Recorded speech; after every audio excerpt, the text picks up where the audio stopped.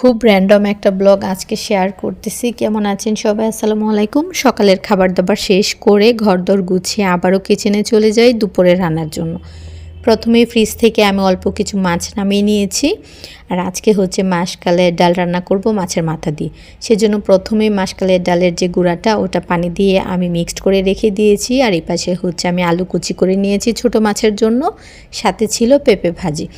ছোটো মাছটা আমি সব সময় হাতে মেখে রান্না করি। হাতে মেখে ছোটো মাছ রান্না আমার কাছে খুব ভালো লাগে। পেঁপে ভাজি হতে অত একটা সময় লাগে না। তো পেঁপে ভাজিটা হয়ে গেলে আমি হচ্ছে ছোটো মাছের যে কড়াইটা ওইটা পাশের চুলায় নিয়ে নিয়েছি। আর এই চুলায় আপাতত আমি মাসকলাইয়ের ডালটা রান্না করছি। আজকে হচ্ছে আমি এখানে প্রথমেই পেঁয়াজ আর রসুনটাকে তেলে ভেজে দেন এটাতে আমি মশলাগুলো অ্যাড করে দিয়েছি। আর মশলাটা অল্প একটু কষানো হয়ে গেলে আমি মাছের মাথাটা দিয়ে দিচ্ছি।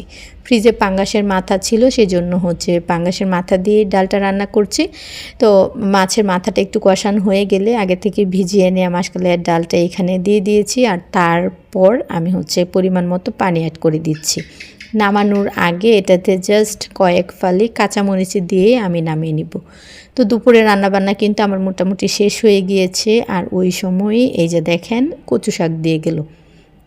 বাসার পাশেই একটা ছেলে আছে, ওকে বলে দিলেই ও হচ্ছে কচুর শাক, কচুর লতি এগুলো আমাকে দিয়ে যায়। তো আমি হচ্ছে 2 দিন আগে ওকে বলে দিয়েছিলাম, আর আজকে দেখেন দুপুরবেলায় দিয়ে গিয়েছে। আমার কাছে শাক জিনিসটার সাথে সাথে কেটে কুটে নিলে আমার কাছে অনেক সুবিধা লাগে।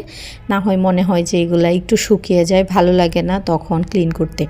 তো আমি হচ্ছে সাথে সাথে এগুলোকে ক্লিন করে নিয়েছিলাম। আর কচু শাক, কচুর লতি এগুলো বাছাবাছি একটু কষ্টের, হাতের অবস্থা খুবই বাজে হয়ে যায়। সেই জন্য আজকে হচ্ছে আমি একদম হ্যান্ড গ্লাভস পরে এগুলোকে ক্লিন করে নিচ্ছি।